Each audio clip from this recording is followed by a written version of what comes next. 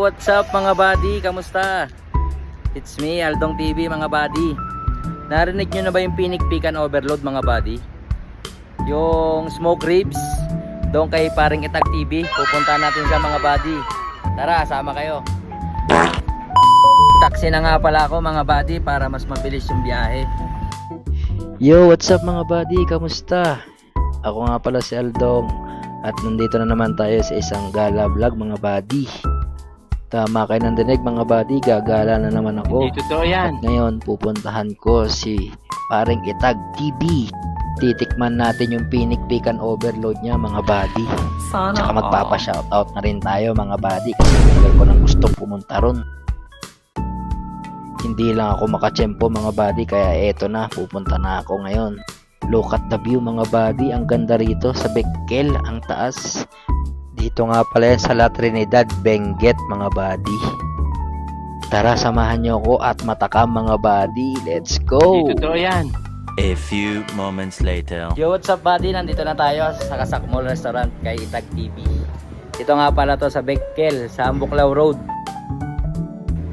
Medyo malayo siya buddy. Tapos mataas.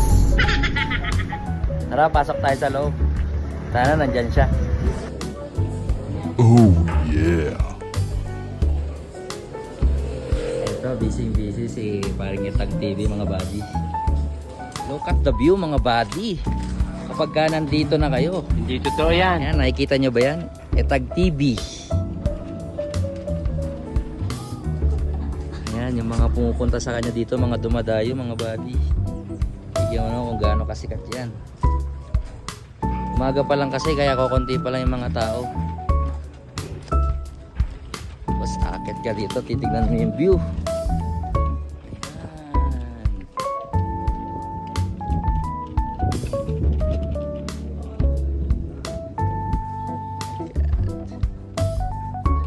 One minute later. Ano po ba yung ano dyan, yung pinaka best seller po natin for beginners? Yung boxer. Pinikpikan overload. Mga smoke products natin. Kung gusto nyo fried, ito sir.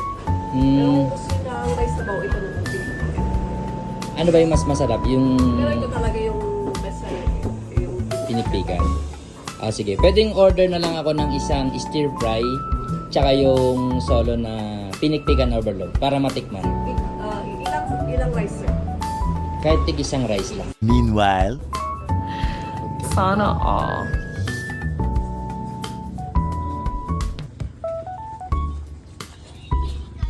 Stir fry. Ito yung rice na mga buddy. Brown rice ba to o red rice? First bite ng smoke ribs.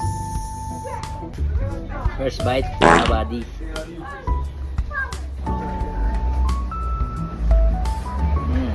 Oh yeah. Bloodless penunig. Bloodless penunig mga buddy.